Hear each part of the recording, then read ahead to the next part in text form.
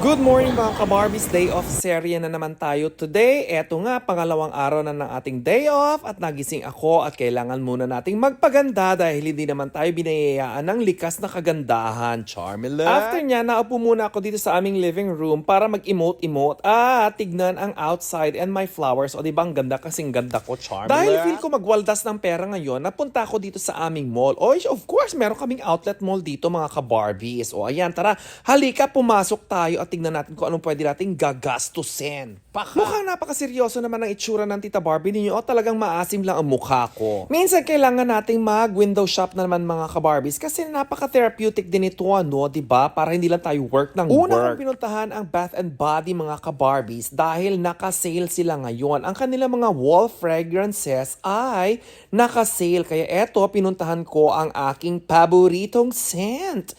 Mga ka-Barbies, nababanguhan talaga ako dito sa kanilang lilac. Ayan, kaya kailangan amuyin muna natin before tayo bumili. Certified mabango yan mga ka-Barbies, kaya subukan ninyo. Aba, nag-promote pa. Pasok naman tayo dito sa Bass Pro mga ka-Barbies. Hindi dahil may bibilhin ako, dahil maghahanap lang ako ng aasawahin ko. Malay mo, may mga makikita ako mga afam dito na pwede kong asawahin. Charmila! Etong Bass Pro mga ka-Barbies, bilihan ito ng mga gear pang hunting, pero ang Tita Barbie ninyo ay ibang hunting ang hinahanap dito. Nag-hunting tayo na pwede nating aasawahin.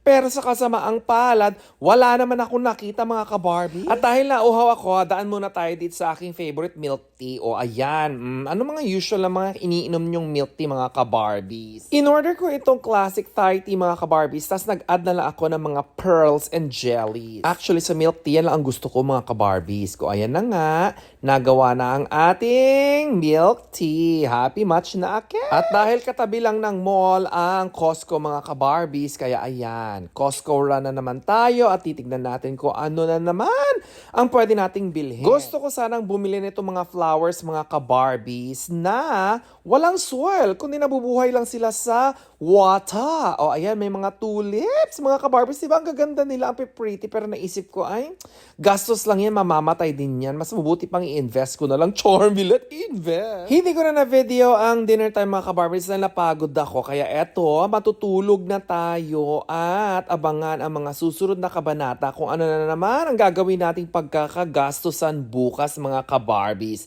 Pero maraming salamat for watching my videos. Until next time, Charmila!